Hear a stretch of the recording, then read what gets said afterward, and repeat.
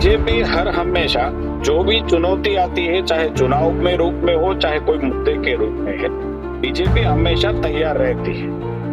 हमारा आत्मविश्वास है दोनों सीट भारतीय जनता पार्टी के खेमे में आए। नमस्कार, आप देख रहे हैं बेनिफिट न्यूज और मेरा नाम युवराज। गुजरात की राजनीति में एक अलग सी हलचल दिखाई दे रही है जब चुनाव आयोग ने कड़ी और विसावदर जो दोनों विधानसभा क्षेत्र हैं उनके बाय इलेक्शन अनाउंस किए। जो बाय इलेक्शन है वो होंगे जून 19 और जो उनके नतीजे आएंगे वो आएंगे जून 23। आम आदमी पार्टी इस रेस में अभी से ही आगे है क्योंकि उन्होंने अपना पहला उम्मीदवार जो कि गोपाल इटालिया है वो विसावदर की सीट के लिए पहले ही अनाउंस कर दिया था, जबकि कांग्रेस और बीजेपी ने अभी तक अपने कोई भी उम्मीदवारों की जाहिरात नहीं करी है। बात की जाए बीजेपी की तो कल ही रात एक पार्लियामेंट्री बोर्ड की मीटिंग हुई थी जिसमें सीएम भूपेंद्र पटेल, सीआर पाटिल और अन्य दिग्गज नेता बीजेपी के उन्होंने सब चर्चा करी कि कैसे इन बाय इलेक्शंस को लड़ा जाए। हमारे साथ मौजूद है बीजेपी एमएलए महेश कसवाला जो कि एक दिग्गज नेता है गुजरात में और जो हमसे बात करेंगे कि बीजेपी की क्या रणनीति है कड़ी और विसावदर बाय इलेक्शंस के लिए। तो धन्यवाद बेनिफिट न्यूज से बात करने के लिए। थैंक यू भाई साहब, थैंक यू युवराज जी। तो पहला सवाल मेरा यह है कि बीजेपी तैयार है कड़ी और विसावदर चुनाव के लिए?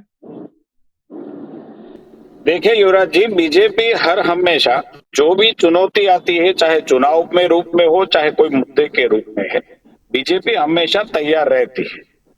जो दो बाई इलेक्शन गुजरात में आए हैं उनके लिए भारतीय जनता पार्टी का संगठन, हमारे सभी कार्यकर्ता, चुने हुए कार्यकर्ता और संगठन के कार्यकर्ता वो तैयार है।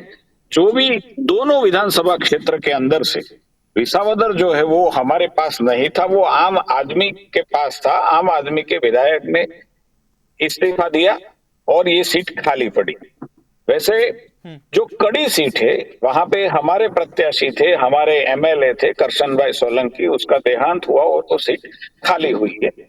हमारा आत्मविश्वास है भारतीय जनता पार्टी का पार्टी अपने बल बूते पे दोनों सीट जीत के रहेगी और दीवार पे लिखा हुआ है कि दोनों सीट भारतीय जनता पार्टी के खेमे में आएगी। आपको क्या लगता है कि ऐसे कौन से मुद्दे हैं जो कड़ी और विसावदर की जनता जो देखती है और वो देखती है कि भारतीय जनता पार्टी ही वो मुद्दों को पूरा कर पाएंगी, वो मुद्दों को थोड़ा जो सॉल्यूशन लाना होगा वो ला पाएगी, ना कि आम आदमी पार्टी और कांग्रेस? देखिए, पूरे गुजरात नहीं, पूरी देश के अंदर आज जनता को एक ही भरोसा है कि जो कोई मुद्दे है, चाहे पुराने मुद्दे है, चाहे करंट इश्यूज है, उसको अगर एड्रेस कर सकती है, उसमें उसका कोई समाधान ढूंढ सकती है, तो एक ही पार्टी है, उसका नाम भारतीय जनता पार्टी है और जो नेतृत्व है उसका नाम नरेंद्र मोदी है। ये जनता का भरोसा है। आजकल पूरे देश में चल रहा है। जहां तक गुजरात की दोनों सीट की बात है, विसावदर जो सौराष्ट्र रीजन में आती है और कड़ी जो उत्तर गुजरात में आती है, दोनों सीट पे काफी बार वहां तो भारतीय जनता पार्टी का हमारा सिटिंग मेंबर ही कड़ी में था। विसावदर में भी स्वर्गीय केशुभाई पटेल जो गुजरात के पूर्व मुख्यमंत्री रहे, वो 3 बार वहां से चुन के आए हैं। भारतीय जनता पार्टी के और प्रत्याशी वहां चुन के आए हैं और सभी लोगों को ये पता है कि अगर विकास करना है, अपने क्षेत्र का डेवलपमेंट करना है और स्थिर अपने को शासन चाहिए, तो वो भारतीय जनता पार्टी एक ही विकल्प है, जो भारतीय जनता पार्टी। और मैं मानता हूं कि भारतीय जनता पार्टी पे लोगों का भरोसा, अब 27 साल से गुजरात में सत्ता में, लेकिन लोगों का भरोसा बरकरार है। भारतीय जनता पार्टी के पास कार्यकर्ता की बहुत बड़ी ताकत है, संगठनात्मक ताकत हमारे पास बहुत बड़ी है और दोनों जगह पे हमारी सरकार है। मतलब डबल इंजन की सरकार का फायदा जो लोगों को मिल रहा है, हमारी योजना का जो फायदा मिल रहा है, मैं मानता हूं कि लोगों के मन में बहुत संतोष, भारतीय जनता पार्टी के काम के प्रति संतोष है और उसका आशीर्वाद दोनों सीट पे भारतीय जनता पार्टी को जरूर मिलेगा। पिछले महीने जब शक्ति सिंह गोहिल ने अनाउंसमेंट करी थी कि कांग्रेस आम आदमी पार्टी के साथ जो आने वाले बाई इलेक्शन है वो नहीं लड़ेगी, वो क्योंकि आम आदमी पार्टी ने एक तरफा डिसीजन ले लिया था।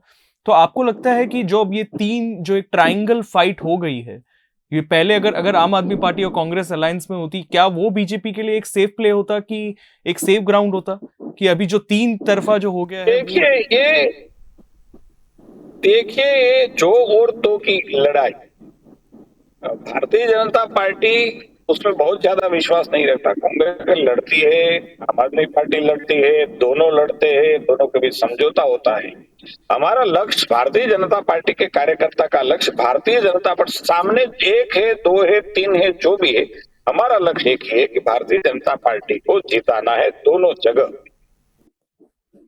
मैंने अभी थोड़े ही दिनों पहले बात करी थी कांग्रेस के विधायक किरीट पटेल, तो उन्होंने ये चीज कही मेरे को कि जो बीजेपी है आम आदमी पार्टी के साथ मिली हुई है और आम आदमी पार्टी एक तरीके से बीजेपी की बी टीम है और बीजेपी हर एक कोशिश करेगी कि गोपाल इटालिया को जिताया जाए।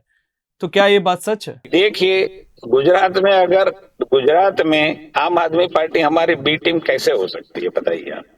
पूरे देश में आपके साथ उसका अलायंस है, तो गुजरात में क्या अलग आम आदमी पार्टी?